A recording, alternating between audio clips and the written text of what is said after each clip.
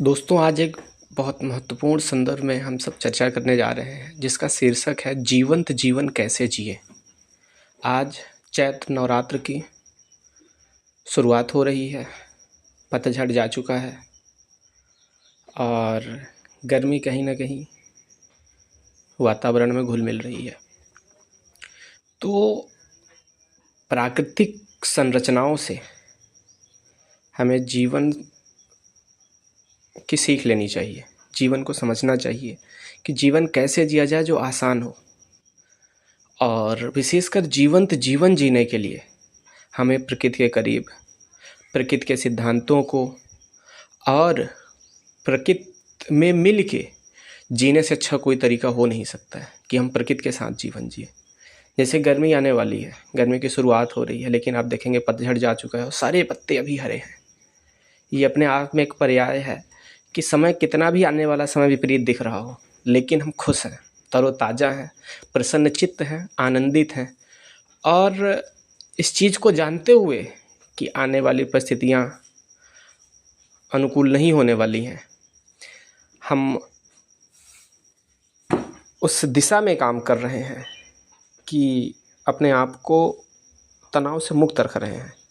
जितना हम तनाव से मुक्त रखेंगे उतना ही हम प्रसन्नचित्त रहेंगे, तरोताज़ा रहेंगे, और जितना ही हम प्रसन्नचित्त और आनंदित रहेंगे उतना ही जीवन में हर परिस्थिति में बेहतर कर पाएंगे। तो सब जीवंत जीवन जीने के लिए सबसे महत्वपूर्ण ये है कि अपने आप को तनाव से मुक्त रखा कैसे जाए। तो इस चीज़ को समझना पड़ेगा कि तनाव होता क्या है। तनाव वो होता है कि जीवन में जब हम कुछ चीज़ चाहते हैं, कुछ हमारी चाहत होती हैं, कुछ महत्वाकांक्षाएँ होती हैं, कुछ लालसाएँ होती हैं जिनको जीवन में हम हासिल करना चाहते हैं। तो जीवन में महत्वाकांक्षाएँ होना आवश्यक भी है, लेकिन उसका एक क्या कह सकते हैं पर्सपेक्टिव होता है, एक तथ्य होता है कि उससे अपन को निराश नहीं होना है। जो महत्वाकांक्षाएँ हैं, अगर वो हमको चीज़ें जिनकी हमें चाहत है, अगर वो नहीं मिल रही हैं, तो हमें उससे निराश नहीं होना है, हारना नहीं है। हमें कहीं ना कहीं एक आशावादी रहना है। तो ये आशावादी रहने की जो अप्रोच है, ये कैसे होती है, कैसे डेवलप होती है, क्योंकि जो आशावादी अप्रोच है, जो ऑप्टिमिस्टिक अप्रोच है, वही कहीं ना कहीं एक पॉजिटिव चेंज लाती है सोसाइटी में। तो इसको समझना पड़ेगा। इसके लिए बहुत आज हम जो भी चर्चा करेंगे वो कहीं ना कहीं एक पेड़ के ही संदर्भ से चर्चा करेंगे। जैसे एक पेड़ क्या है, क्यों हरा है, या सब कुछ जानते हो, क्योंकि वो उसकी जड़ें मजबूत हैं, उसके जो पोषक तत्वों का संचालन हो रहा है जाइलम फ्लोएम के थ्रू, सन के थ्रू, फोटोसिंथेसिस के थ्रू उसका खाना बन रहा है। तो वो क्या है ना कि उसकी जाइलम और फ्लोएम जो भी चीज़ें हैं, जो मिनरल्स वो ले रहा है, जो न्यूट्रिएंट्स ले रहा है ज़मीन से, तो वो अपने आप को इतनी गहराइयों तक, ज़मीन के अंदर उसकी जड़ें इतनी गहराइयों तक फैल गई हैं कि वो बाहर कितने भी विपरीत परिस्थितियाँ हैं, वो अपने आप को तरोताज़ा रख पा रहा है, अपने आप को बहुत बेहतर कर पा रहा है, और कहीं ना कहीं पूरे वातावरण में एक अच्छा योगदान कर पा रहा है। अच्छा योगदान का मतलब क्या है कि गर्मी आने वाली है, जो छोटे कमज़ोर पौधे हैं वो सूख रहे हैं, पानी की कमी हो रही है, ग्रीष्मकाल का आगमन हो रहा है। तो उस दौरान भी, और यही चीज़ हमें अपने जीवन में समझना है कि एक जीवन में एक इंसान की जड़ कैसे मजबूत हो सकती है, कि वो बाहर कितने विपरीत परिस्थितियाँ रहें तो वो एक अच्छा जीवन जी सके। उसके लिए हमें बहुत ज़रूरी है, बहुत ज़रूरी है। उसके लिए सबसे आवश्यक है, सबसे प्रथम चरण है अपने आप को समझना। हर इंसान के जीवन की परिस्थितियाँ भिन्न भिन्न होती हैं, हर इंसान के जीवन की आवश्यकताएं अलग अलग होती हैं, हर इंसान की जीवन जीने की कला अलग होती है। तो सबसे पहले हमें अपने आप को समझना होगा कि हम क्या हैं, और अपने आप को समझ के अपनी आवश्यकताएं क्या हैं इसको समझना पड़ेगा कि हमारी क्या आवश्यकताएं हैं, और फिर उसके अनुरूप हमें आगे बढ़ना पड़ेगा। जैसे फल हर पौधे देता है, लेकिन जैसे आम है, आम का पेड़ है, आम का फल देता है, जामुन का पेड़ है, जामुन का फल देता है सभी वृक्ष पृथ्वी पे ही है।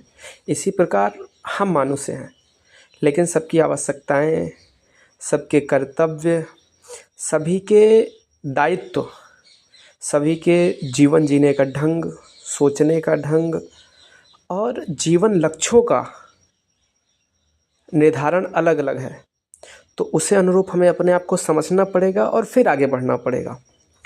तो जीवन की मजबूती कहाँ से आती है? जैसे एक पेड़ की मजबूती उसकी जड़ है जो धरा में विराजमान है। तो एक इंसान की जड़ें कहाँ से मजबूत होंगी? उसको कैसे मजबूत किया जाए कि वो इतना सबल बन सके कि बाह्य रूप से तो वो आपको लगेगा कि परिस्थितियों से लड़ रहा है, अपने कर्तव्य पे लगा हुआ है, अपने कर्तव्य से डर नहीं रहा है, एक बहुत सकारात्मक दिशा में लगा हुआ है, हार रहा है लेकिन निराश नहीं हो रहा है, बार बार अपनी गलतियों से सीख रहा है। तो इसका जो ओरिजिन पॉइंट है वो कहाँ पे है? तो वो ओरिजिन पॉइंट भी हमारे भीतर ही है, वो दिखता नहीं है। जैसे पेड़ की जड़ नहीं दिखती है, वो धरा में विराजमान है, ऐसे इंसान का भी जो जड़ है, जो मजबूती है, वो भी भीतर ही विराजमान है और वो भी दिखती नहीं है, वो भी अदृश्य है। तो आती कहाँ से है? उसमें उसका तो इंसान की मजबूती जो मतलब भीतर विराजमान है, उसमें सबसे महत्वपूर्ण है शिक्षा। शिक्षा शब्द का उपयोग ना करके हम विद्या का भी उपयोग कर सकते हैं। विद्या मतलब कि जीवन जीने की एक ऐसी कला जो जीवन को आसान बनाए, जीवन जीने की ऐसी कला जो जीवन को आसान बनाए। तो उस विद्या का ही एक अंग है स्वाध्याय, आत्मसंयम, आत्मनिर्माण, आत्मबल और मनोबल। मतलब ये सब जो अदृश्य, जो दिखने वाले नहीं है, जैसे बाहुबल है आपको दिखेगा, लेकिन मनोबल आपको मतलब उसको आप एक कुछ पैरामीटर में नहीं देख सकते हैं कि जिसके बाइसेप्स हैं उसको आप एक बार कह सकते हैं, या 6 फुट मतलब लंबा है, 6 हट्टी कट्टी शरीर, उसको आप कह सकते हैं सुडौल व्यक्ति को कि मतलब ये काफ़ी मजबूत है। लेकिन मनोबल आपको दिखता नहीं है, उसको आपको देखना पड़ता है, उसको समझने के लिए आपको गहराई पे जाना पड़ता है। तो कैसे जीवन में, तो जब हम मानव चेतना की गहराई में पहुंचते हैं तो वहाँ से हमें चीज़ों की समझ, चेतना मतलब क्या है कि जो सही और गलत का विभाजन करती है।